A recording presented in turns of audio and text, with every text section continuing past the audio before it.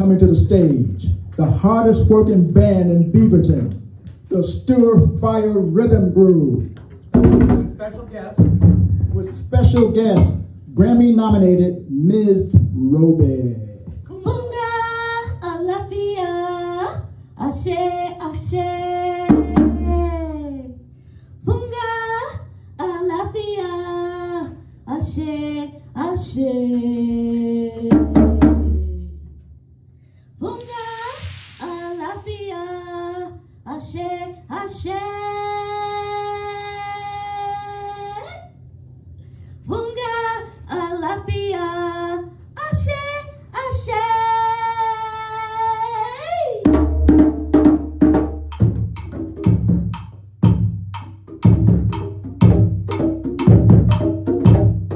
Hi, welcome to Multiple Superbness podcast. It's more than a podcast today, it's a webcast. You're getting to see me face to face, and I'm able to introduce you to my co-host, Thea Janet. I always mess up her name. That's all right. Thea Janae, it's an honor to be here. Thank you for having me. Oh, excusez-moi, I didn't say the Janae. But this is a very good friend of mine, and I'm so glad that you're helping me with this podcast today. Of course, yeah, it's an honor to be here. I wouldn't miss it. Because I'm going to introduce you to my new group, the Stuhr Fire Rhythm Group. Amazing. Tell me more about them. Who are they? They are a bunch of percussionist friends in Beaverton. I live in North Portland, but they live in Beaverton, and they play together every week at each other's house. They meet me, and I said, you guys should do some gigs with me. Mm-hmm. They said, gigs? What's that? And I explained to them, like playing in public for people to hear you. Yes. And they thought, wow, we could do that? Yeah. Yeah, so you're going to get to meet a couple of those fellas today. Wonderful. And I know that you're not a stranger to gigs because I've been reading your book, Married to a Rock Star, and there's lots of wonderful stories and experiences in here. So I'm curious, at what point did you meet Stuhr Fire Rhythm Group? When did that come into your life following these stories that are in this book? Well, you're right. After I published that book, it was like I was already feeling a super duper high in life that I had accomplished a memoir. I didn't think I had that many years of stories to tell, but I guess I did. And something new popped into my life because I was going to these drum circles here in Portland, Oregon. There's a lot of drum circles, and a lot of people love to play djembe drums. And I have a song called Keep the Beat that I've sung for about 50 years. So it just seemed to make sense that I would play percussion with these other people that played percussion. Mm-hmm. Come to find out, a couple of them were really good friends, and they had a little group called the Stuhr Fire Rhythm Group. And I think they started at the Stuhr Center, which we'll be playing at in a couple of months. So they're going to come full circle from where they started to coming back there as a professional group performing. And I'm excited to be part of that group with them. Wonderful. And is there an event that we're expecting to see you guys play together as Stuhr Fire Rhythm Group? Yes, we are going to be at the Bahai Center in North Portland, and we are celebrating Juneteenth, which is a ridiculous holiday to celebrate when you understand the story of Juneteenth. It's a painful story, but music has a way of lifting the soul and helping you to feel better.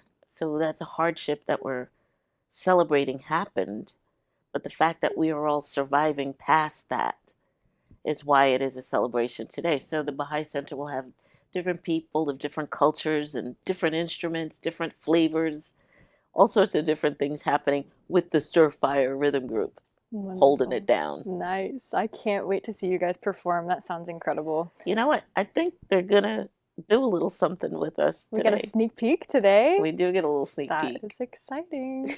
As a matter of fact, forward. I would love for you to interview them. Well, I don't have any plans today, so I'm all yours. Good, because I might want to run into the control room and be behind that part and not in front of this part. Would you mind? Of course. I've got it. I've got it. Excellent. Thank you, Thea. Thank you.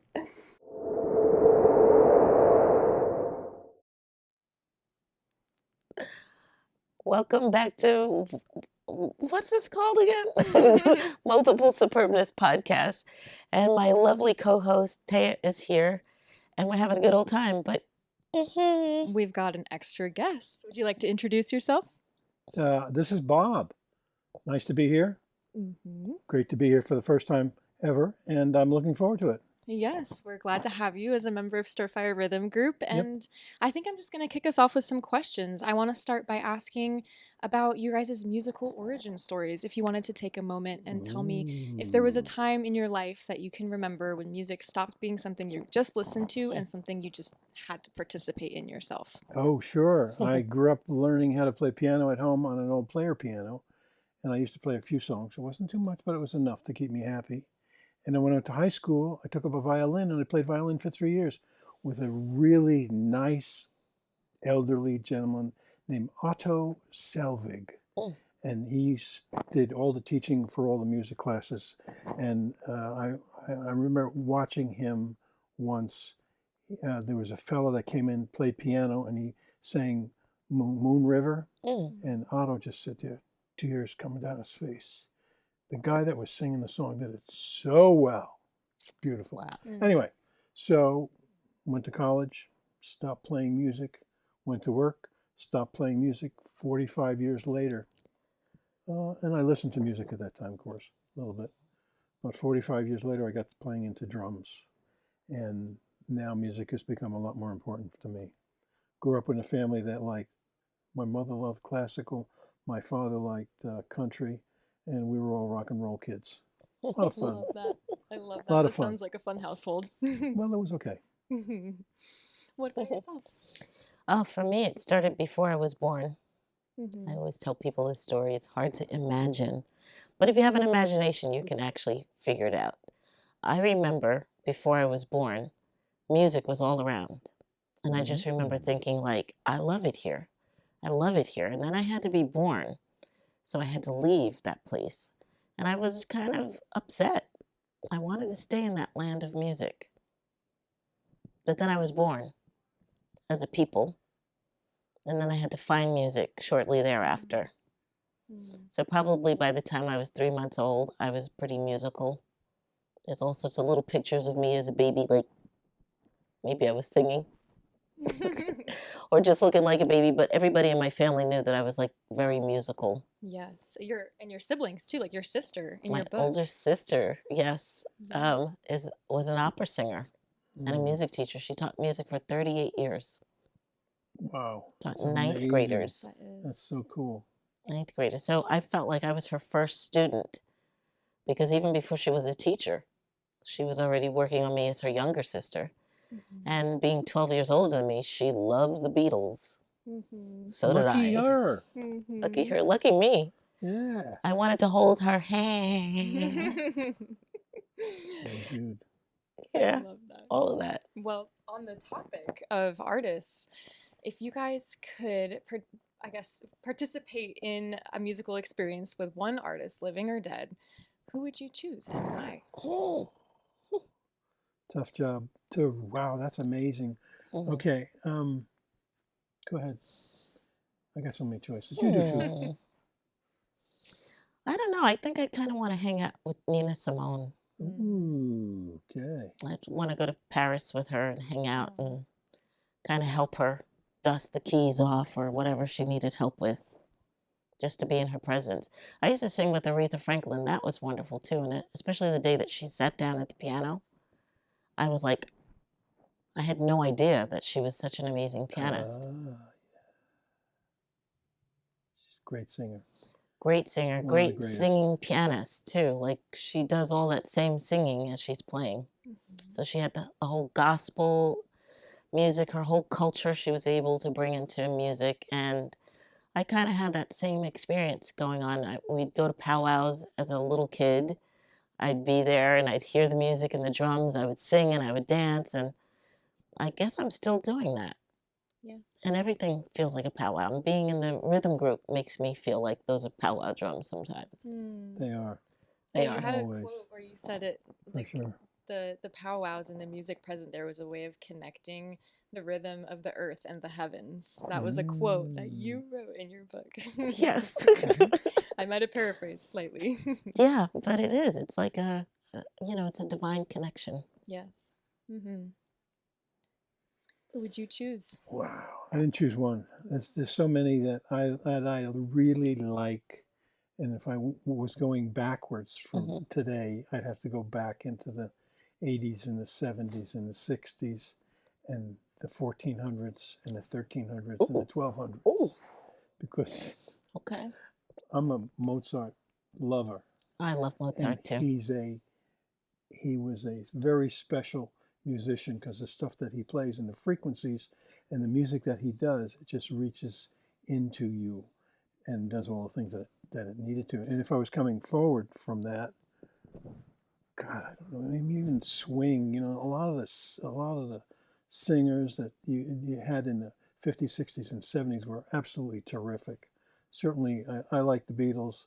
I'm a Santana guy because the music that they played and the singing that they had. The singing was secondary to the music.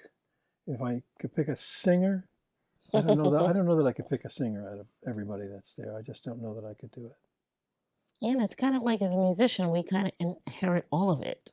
I love it. I love it all. And, you know, unfortunately, when I play, sometimes I get a little bit mixed up and confused, but it actually works.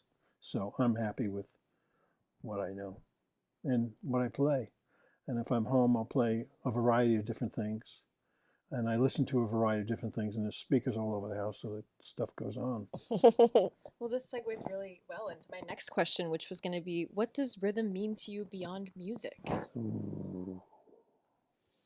Ooh, rhythm is life. Rhythm is the life of everything that goes on. Is every rhythm that you get. You got sleep rhythms, you got waking rhythms, you got circadian rhythms, you got food rhythms, you got eating rhythms, you got walking rhythms, you got dancing rhythms. Anything that goes on in your life, if there's something going on, there's some sort of a rhythm to it, and it works. Just pay attention to it. That's all you need to do. One of my favorite songs that I usually don't usually do, but always do, in 50 years, I sing a song called Keep the Beat. And it's about the heartbeat. Dum, dum, dum, dum, dum, dum, dum, dum, dum, dum, dum, dum, dum, dum, dum. A lot of our drum circles that we go to is a heartbeat drum circle. Dum, dum, Yep. dum, dum, That's how we met. dum, dum. Yeah, it is. Dum, dum. Yep. We were just at an event a few weeks ago up in Port Townsend called the Global Earth Repair Convergence. Yes. We had a lot of indigenous ceremony and drum playing, and I do remember at that opening ceremonies, like I was supposed to be presenting something and I was really nervous.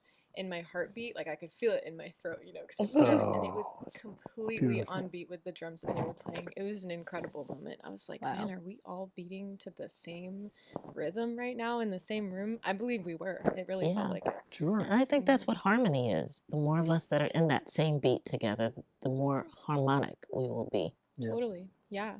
You just have to listen in to everybody's rhythm. That way we can be one. And there's so many like flavors of food. There's so many rhythms to Yes. taste and to experience. I think I hear the rhythm of the rain on the building right now. Is I that would what's not be happening? surprised Oh at my all. gosh. Yeah, it's coming It down sounds again. beautiful. Came down earlier today, and I'm thinking to Mhm. myself, this isn't Portland. That's coming down too hard. Yeah. This is down south where it rains Yes. 12 inches in an hour or 12 Yes. inches in 12 hours. Yes. I grew up in Georgia, so I very much felt that. Oh, there you go. I know. Wonderful. Sure.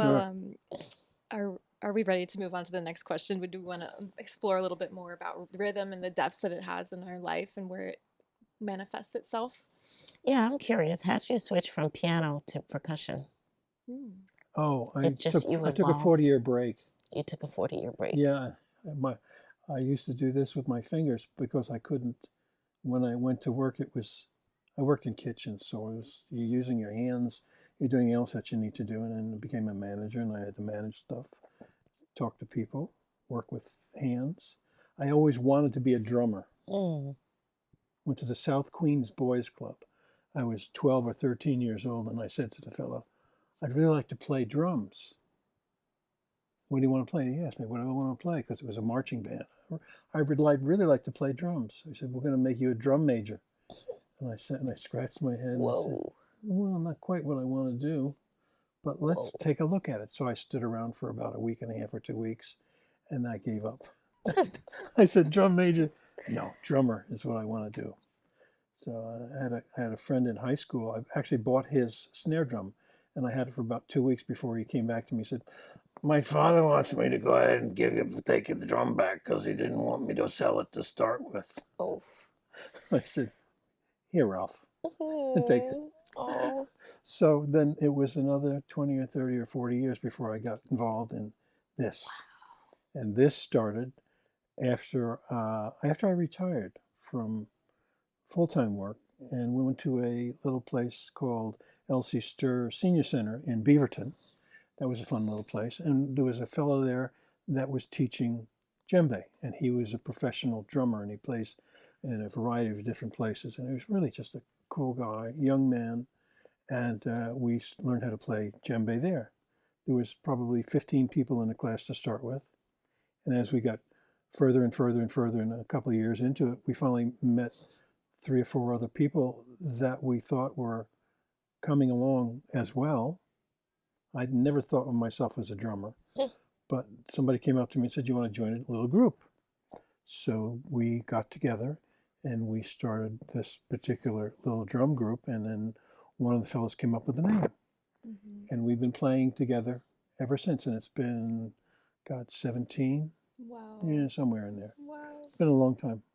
That's A lot of so fun. beautiful. A lot of fun. It's beautiful because they're really a group of friends playing music together, and you can see the love and the friendship between each other. It's more than notes. We've had 2 fellas that we that had one of the guys that actually started with us, whose name is Lee. He didn't survive this long, and so there's another fellow that came in, Jeff, and Jeff was great. He played saxophone with us, and unfortunately, he also passed on. So we started with 4. We started with 5. We started with 4, and now we're up to 8. And rObi has come in recently, and it's lovely having her here because she does so much for the group as a group, putting in music, using vocals, bringing in other people to go ahead and play with us, and making so many good suggestions about how we can develop, evolve, and improve occasionally too. And where you're going to perform. Oh my God, Yes, yes. yes. Thank you. We're going to be at the L.C. Stuhr Center, Yes, we are. which is that senior center that you started at. Yeah. They're going to So put we'll us be on. back then in August, I In think, or August. September. Yep. And then we're- the Juneteenth the celebration. Juneteenth celebration at the Bahai Center. Yep. So that's a hard holiday to celebrate. But I feel that the rhythm and the beat and the drums and the vocals and just how we all come together, there's so much love there that it helps to heal things that are painful Yeah. and give you a chance to talk about them in a different way. Yeah. So I'm looking forward to being able to thrill people, delight people, and help people find a way to connect to all of us. Yes. So if somebody heard your group for the first time on Juneteenth, what would you hope is something that they take home with them from that experience? Joy. Joy. Simple and easy. We play because we like it, and we don't play because we're perfect, but we play because we're better at it every time we get together, and we express ourselves very, very well. We like what we do, and if you can get that we like what we do, and you can enjoy it too, whether it's dance or whether it's remembering a song or just kind of getting an idea of how the different parts all fit together, that's a joy. The connection is terrific. Yes. Connect with an audience. That's my idea of love. Okay, my idea of love is everybody's connecting to everything else that's going on in them. There's no judgment. We can play. You enjoy it. We can play. You enjoy it. We can play. We're connecting to everybody and everything that's going on. You want to dance? Get up and dance. You want to join in? Hey, you know what? I've brought a drum with me. Sit down and play with us. Yeah, there's so many nonverbal ways to connect with course. people in such a deep way. Absolutely. Yes.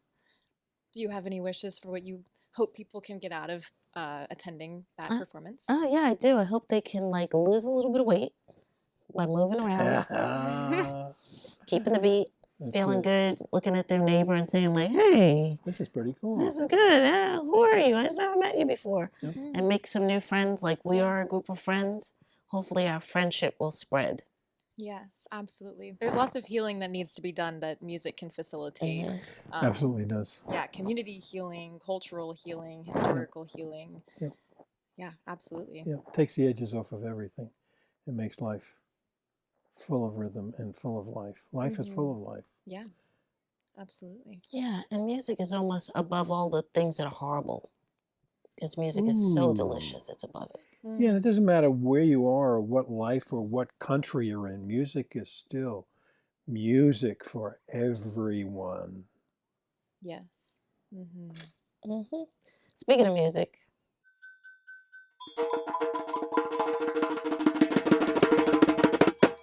Funga, Alafia, Ashe, Ashe. Funga, Alafia, Ashe, Ashe. Ashe, Ashe, Ashe, Ashe. Ashe, Ashe, Ashe, Ashe. Yoo!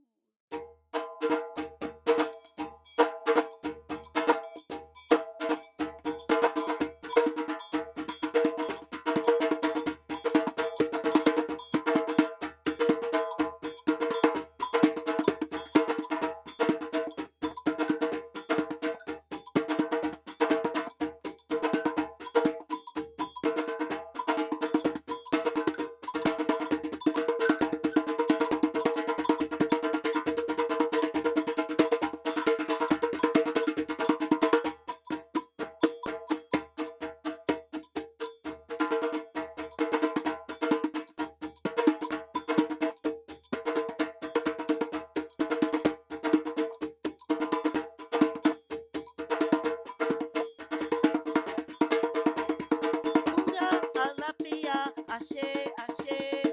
Funga alapia, ashe, ashe. Ashe, ashe, ashe, ashe.